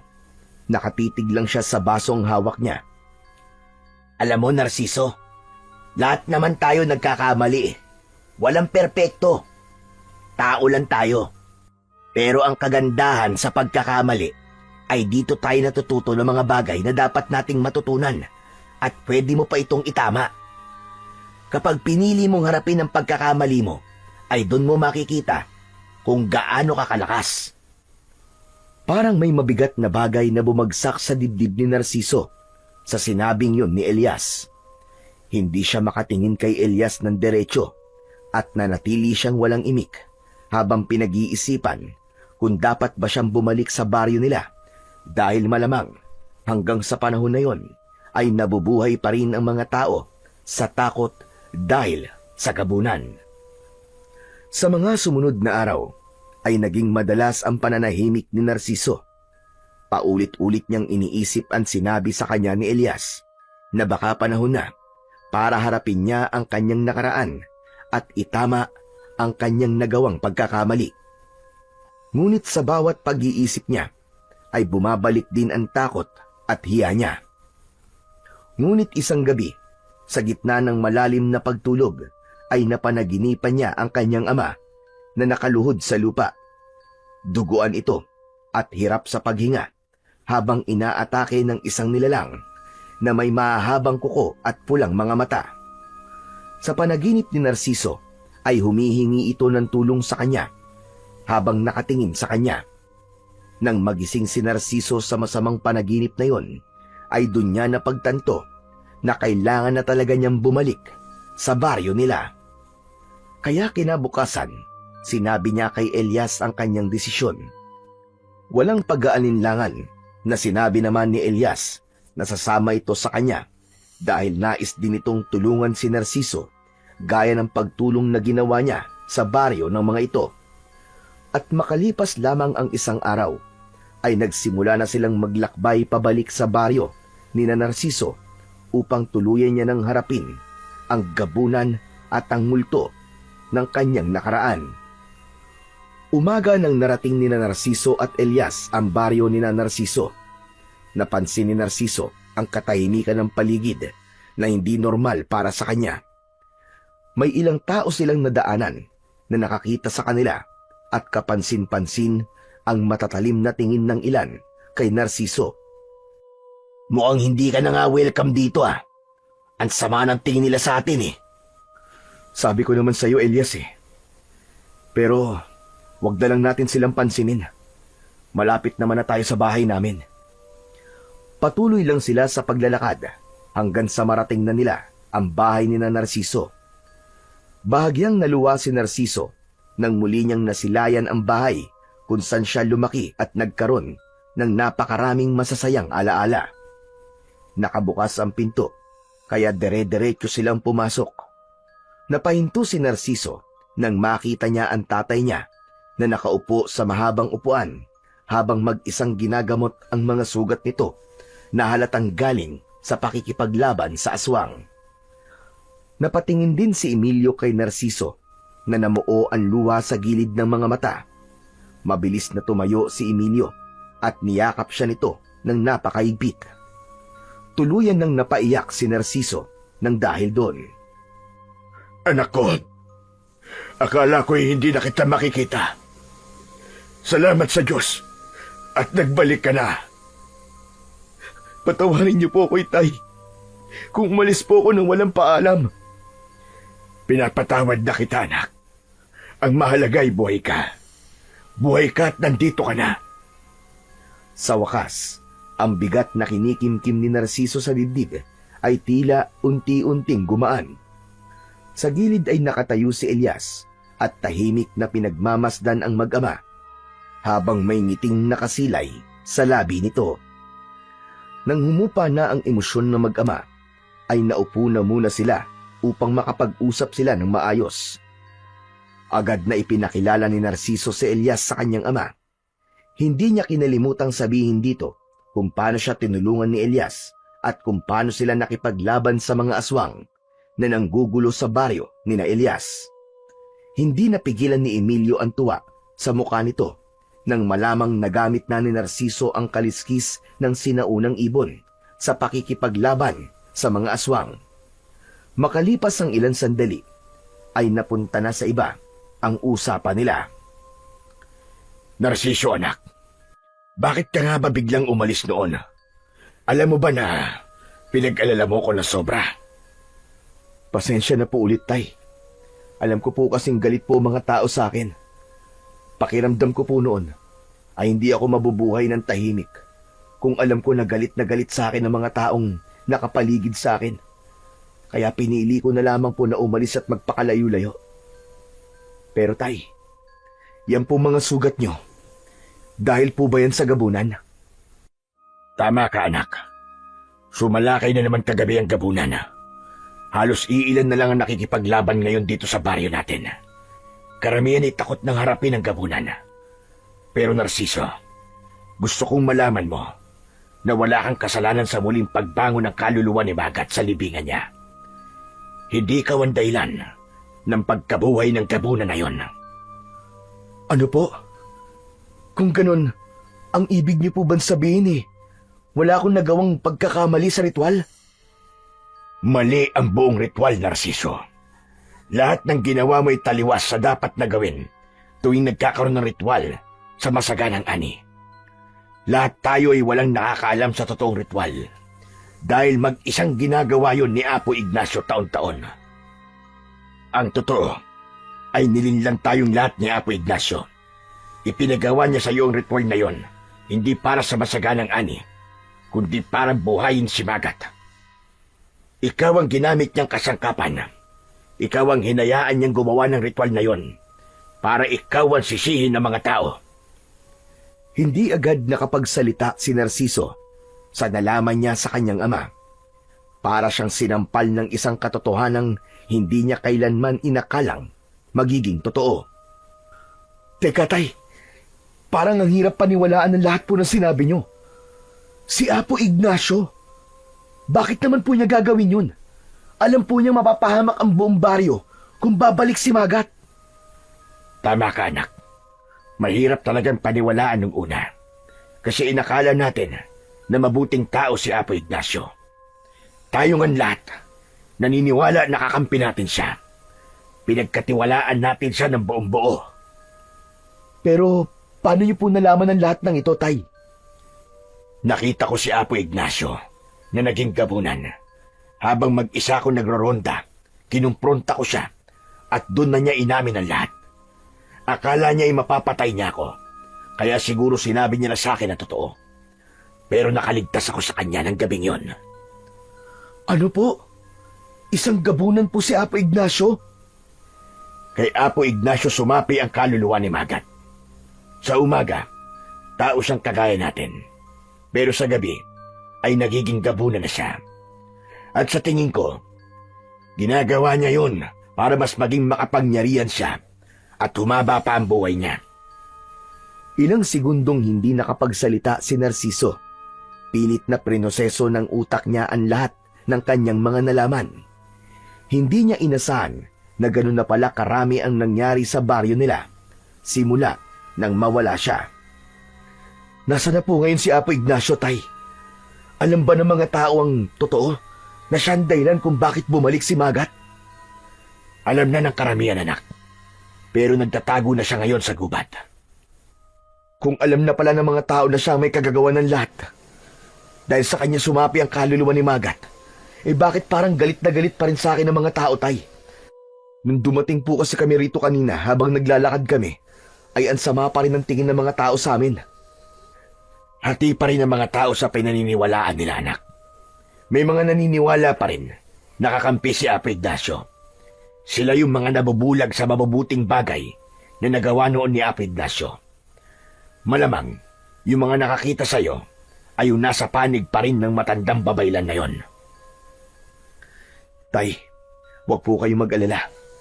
Ngayong nakabalik na po ako dito sa baryo natin, ay haharapin ko na po ang gabunan. Gagamitin ko po ang kaliskis ng sinaunang ibon para tuluyang wakasan ang kasamaan niya. Maraming salamat, Narciso. Yan talaga ang inaasahan kong gagawin mo. Ang kaliskis ng sinaunang ibon ay ang pinakamalakas na panlaban sa mga aswang. Kaya mula nang mapasayo ito at mawala ka rito, ay nahihirapan akong talunin siya kahit na anong agimat o anting-anting ang gamitin ko. At hindi mo siya kailangang harapin na mag-isa, anak. Nandito ako at ang ibang mga kalalakihan dito, natutulungan ka. Ako din po, isali niyo ako. Sasama ako sa laban mo, Narciso. Gusto kong bumawi sa ginawa mong pagtulong sa baryo namin. Sa ganitong paraan, ay masuklian ko ang pagpapalaya mo sa amin mula sa mga aswang. Napatingin si Narciso sa dalawa at napangiti siya. Sa tingin niya, ay tamang-tama lang ang kanyang pagbabalik. Nangako siya sa kanyang sarili na sa susunod na makaharap niya ang gabunan, ay yun na ang magiging huling gabi nito sa mundo. Hindi na nag-aksaya ng panahon sina Narciso at Emilio. Matapos ang pag-uusap nila, ay agad nilang pinuntahan ang iilang kalalakihan sa baryo na kilala nilang patuloy pa ring lumalaban sa gabunan. Pinangunahan ni Emilio ang pagpapaliwanag sa kanilang plano, habang si Narciso ay tahimik na pinakikinggan ang sinasabi ng kanyang ama. Ang naging plano nila ay hanapin at harapin si Apo Ignacio sa gubat. Maliwanag pa lang ay nagtungo na ang grupo sa gubat upang hanapin ang matandang babaylan. Lahat sila ay armado ng itak, habang ang ilan ay may dalang lampara upang sakaling abutin sila ng dilim, ay makikita pa rin nila ang kanilang dinaraanan. Sumapit na ang gabi, pero hindi pa rin nila nakikita si Apo Ignacio. Tahimik ang paligid at wala pa rin silang makitang senyales ng matandang babaylan. Ngunit matyaga pa rin silang nagpatuloy sa paghahanap. Hanggang sa lahat sila ay napahinto nang mula sa likod ng isang puno ay lumitaw na ang kanilang hinahanap. Yun ay walang iba kundi si Apo Ignacio. Nakakatakot ang malaking ngiti nito na para bang inaasahan na nito na darating sila. Naaawa na ako sa inyo. Kanina pa kayo paikot-ikot dito sa gubat, pero kahit anino ko ay hindi nyo makita. Kaya ako na mismo ang nagpakita sa inyo. Walang hiya ka! Nilinlang mo kami! Aba, Narciso! Bumalik ka na pala. Sayang. Sana hindi ka na lamang bumalik at hinayaan mo na lamang akong patayin ang lahat ng tao rito, kasama ang ama mong si Emilio. Pinagkatiwalaan ka namin, tapos ganito ang igaganti mo. Ilang dekada na ako nagsilbi sa inyong lahat. Panahon na para unahin ko naman ang sarili ko. Ang pagbuhay sa kaluluwa ni Magat lang ang tanging paraan para mapahaba ko pa ang aking buhay at upang mas maging makapangyarihan ako sa inyo. May masama ba sa ginawa ko? Walang masama sa maghangad ng kapangyarihan. Pero mali ang paraan mo. Ibinuwis mo ang mga inosenteng buhay para lang sa pansariling kagustuhan mo, Apo Ignacio. Humahaba na ang usapan natin, Narciso. At sa totoo lang, ay nagsasayang lang tayo ng oras. Oras na para wakasan ko na kayong lahat. Sisiguraduhin kong walang makalalabas ng buhay sa inyo sa gubat na ito. Biglang nagbago ng anyo si Apo Ignacio. Naging kulay itim ang balat nito. Ang buhok nito ay humaba at naging kulay puti. Ang mga kuko nito at mga ngipin ay naging matutulis. Nanlisik ang mga mata nito at ang katawan nito ay lumaki. Agad na hinawakan ni Narciso ang kaliskis ng sinaunang ibon na nakasabit sa kanyang leeg. Naramdaman niya ang biglang pagdaloy ng isang mainit na enerhiya sa kanyang katawan. Para bang may apoy na bumalot sa kanyang mga kalamnan at nagpapalakas sa kanya. Maganda kayo! Huwag kayong lalayo sa isa't isa! Biglang sumigaw ang gabunan at kasunod nun ay nawala ito sa paningin ng lahat. Napalinga si Narciso sa paligid at pilit na hinahanap kung saan ito nagtago. Nasaan siya? Hindi ko makita! Napakabilis pala niyang gumalaw! At sa isang kisap mata ay lumitaw ang gabunan sa likuran ng dalawang kalalakihang kasama nila. Hindi na nakagalaw ang mga ito nang tuluyang laslasin ng matutulis nitong kuko ang leeg ng dalawang lalaki. Nang makita ng tatlong natitirang lalaki na kasama ni Narciso ang sinapit ng dalawa nilang kasama, ay natakot ang mga ito at mabilis na tumakbo upang tumakas. Hoy! Huwag kayong umalis! Lalaban pa tayo! Mabilis na gumalaw ang gabunan at sinundan nito ang tatlong lalaki. Gaya ng naunang dalawa, ay pinatay din ng gabunan ang tatlo sa pamamagitan ng pagwasak sa leeg ng mga ito, gamit lang ang matutulis nitong mga kuko. Nang sumugod si Emilio sa gabunan, ay agad na sumunod dito si Elias. Magkasabay na umatake ang dalawa, pero mas mabilis talaga ang gabunan. Sinalubong ng mga kamay ng gabunan ang leeg nina Emilio at Elias. At bago pa man masaklolohan ni Narciso ang dalawa, ay ubod lakas na ibinilibag ng gabunan ang mga ito sa lupa. Namilipit ang dalawa sa labis na sakit. Sigurado si Narciso na sa lakas ng pagkakabagsak nina Emilio at Elias ay hindi maayos ang lagay ng mga yon. Tumingin ang gabunan kay Narciso at ngumisi ito. Ganitong lakas ang sinasabi ko sa inyo, Narciso. Kung hindi ako magkakaroon nito, ay patuloy lang akong naging babaylan sa baryo. Hayop ka! Masyado ka ng maraming pinatay, Apo Ignacio! Ngayon, ako naman ang harapin mo! Biglang sumugod ang gabunan kay Narciso. Sumalpok ang malaki nitong katawan sa kanya at tumilapon siya. Gumulong siya sa lupa, pero agad din siyang tumayo at matalim na tinignan ang gabunan. Sa pagkakataon na yon, ay si Narciso naman ang umatake. Tatagain niya sana ito, pero nahawakan nito ang braso niya at mariin siya nitong kinagat doon. Napasigaw si Narciso sa labis na sakit, pero agad niyang sinipa ng malakas ang tuhod ng gabunan, kaya bahagya itong napaluhod. Nang mabitiwan siya nito, ay tinaga niya ito sa balikat ng ubod ng lakas. Itinulak siya ng gabunan at umatras ito habang dumudugo ang sugat nito sa balikat. Muling sumugod si Narciso at sinalubong siya uli ng gabunan. Nagawa nitong hawakan ang magkabilaan niyang balikat. Binuhat siya nito at itinapon sa isang malaking puno. Tumama ang likod ni Narciso sa puno at nang bumagsak siya sa lupa, ay sumuka siya ng dugo. Naglakad ang gabunan palapit kay Narciso. Walang kamalay-malay na tahimik na gumagapang si Elias palapit. Walang laban ang kaliskis na sinaunang ibon mo sa akin. Tignan mo ang sarili mo, Narciso. Isa kang malaking kahihiyan sa inyong pamilya. Akmang lalaslasin na sana ng gabunan ang leeg ni Narciso nang biglang isinaksak ni Elias sa likod ng tuhod ng gabunan ang hawak nitong itak. Napasigaw ang gabunan at napaluhod ito sa lupa. Tapusin mo na siya, Narciso! Hindi na nag-aksaya ng oras si Narciso. Tumayo siya sa harap ng nakaluhod na gabunan. Isang malakas na sigaw ang pinakawalan niya at sa kanya itinarak ang itak sa noo ng gabunan. Napanganga ang gabunan na para bang hindi ito makapaniwala sa bilis ng pangyayari. Nang hugutin ni Narciso ang itak sa noo ng gabunan, ay bumulwak mula doon ang masagana nitong dugo. Bago ito tuluyang bumagsak sa lupa, nakadilat ang mga mata nito na para bang buhay pa rin ito at nakatingin kay Narciso. Matiim na tinignan ni Narciso ang walang buhay na katawan ng gabunan habang unti-unti itong bumabalik sa pagiging si Apo Ignacio. Hayop ka! Nilinlang mo ko! Nilinlang mo kaming lahat! Pwede mo sanang gamitin ang lakas at kapangyarihan mo sa kabutihan, Apo Ignacio.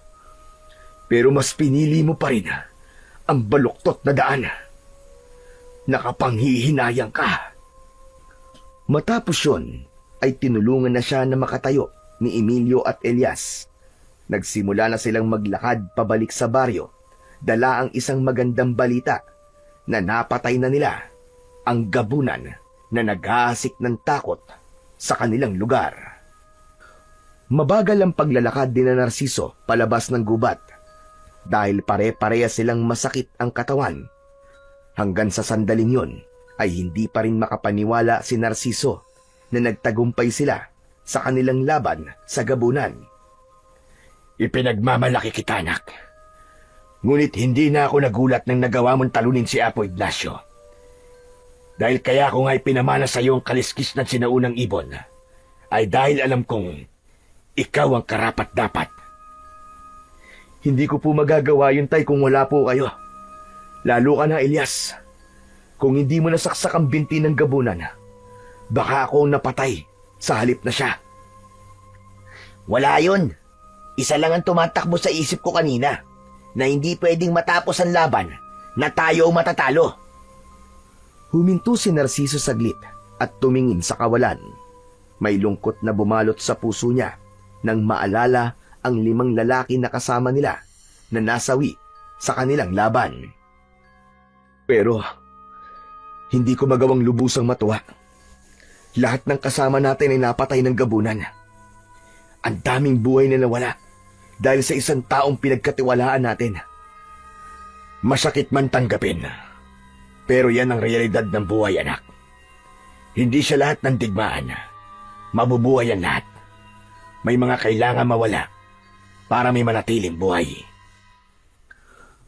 Matapos yung sabihin ni Emilio, ay nagpatuloy na ang tatlo sa paglalakad hanggang sa makalabas na sila ng kagubatan.